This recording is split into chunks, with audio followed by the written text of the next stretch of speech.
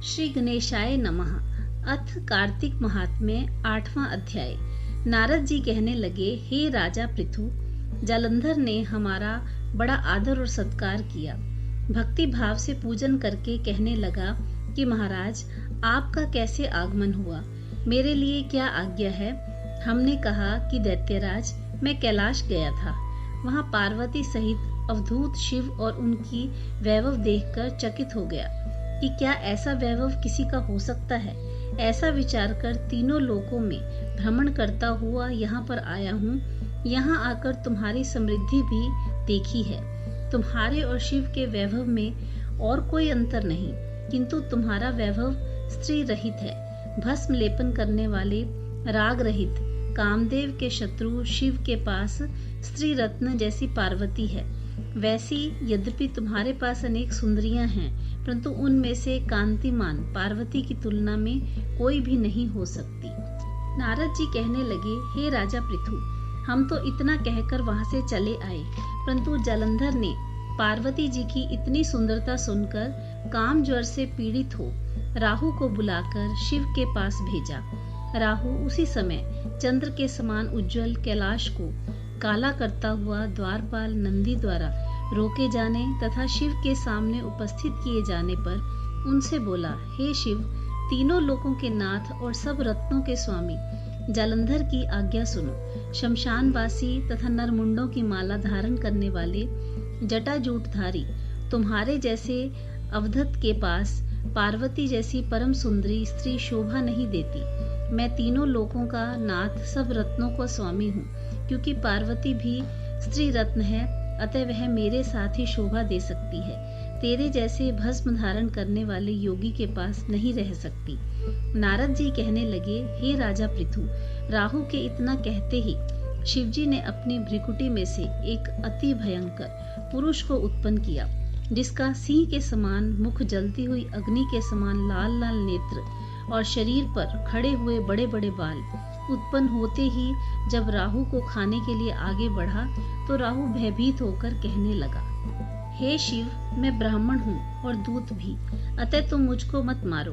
ऐसा कहने पर शिव ने राहु को पकड़कर आकाश में फेंक दिया। तब वह भयंकर पुरुष राहु को छोड़कर शिव के पास आया और कहने लगा कि मैं भूखा हूँ, मुझे खाने के लिए कुछ दो। तब शिवजी ने कहा कि तुम अपने हाथों पैरों को ही खा जाओ। जब वह हाथों पैरों को खाता हुआ सारे धड़ को भी खा गया, लेकिन मुख ही बचा, तब शिवजी ने प्रसन्न होकर कहा कि आज से तुम्हारा नाम कीर्ति मुख होगा और तुम हमारे द्वारपाल होगे। पहले तुम्हारी पूजा होगी, तुम्हारी पूजा बिना हमारी पूजा निष्फल है। उधर राहु आकाश में जाकर बर्बर देश में गिरा। राहु की ऐसी दशा सुनकर जालंधर को बहुत क्रोध आया। वह दैत्यों की 1 करोड़ सेना लेकर अपनी पुरी से बाहर निकला। बाहर निकलते ही सामने एक आंख वाले शुक्राचार्य राहु मिले। इसके अतिरिक्त और भी बहुत से अपशगुन हुए, परंतु वह रुका नहीं।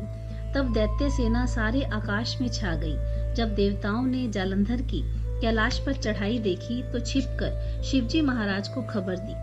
श्री शिवजी ने उसी समय विष्णु भगवान का स्मरण किया। स्मरण करते ही भगवान वहां आकर उपस्थित हो गए। तब शिवजी ने कहा कि हे भगवान, आपने देवताओं को पीड़ा देने वाले दैत्य को मारा क्यों नहीं? इतना ही नहीं, आप वहां जाकर उसके घर में विराजमान क्यों हो गए? तब विष्णु कहने लगे कि यह आपके अंश से उत्पन्न हुआ है और लक्ष्मी जी का भाई है, इस कारण हमने इसको नहीं मारा है। यह आपके ही हाथ से मारा जाएगा। तब शिवजी बोले कि वह तेजस्वी दैत्य हमसे ऐसे नहीं मारा जाएगा। आप सब इसको मारने के लिए अपना अपना तेज दीजिए। तब विष्णु सहित सब देवताओं ने अपना अपना तेज दिया। इसके बाद शिवजी ने उस तेज को इकट्ठा करके ज्वाला माली दुष्दर्शन चक्र बनाया और वज्र बनाकर जालंधर को युद्ध करने को तैयार किया। शिवजी के भूत गणों की सेना में समस्त देवगण भी आकर वहां सम्मिलित हो गए। उधर कैलाश के निकट जालंधर अपनी सेना लेकर आ पहुंचा। इधर कीर्तिमुख, नंदी आदि सब गण और देव सेना भी मैदान में आ डटी। तब जालंधर और देवताओं का ऐसा संग्राम होने लगा कि दैत्यों की शिवगण बुरी तरह से भागने लगे। गणों की इस मार से घबराकर दैत्य सेना भागने लगी। दैत्य सेना को इस प्रकार भागते देखकर जालंधर के सेनापति शुंभ, निशुंभ तथा कालनेमी आगे आए। इनको देखकर दैत्यों ने अनेक प्रहार किए, जिससे देवसेना मार खाकर भागने लगी।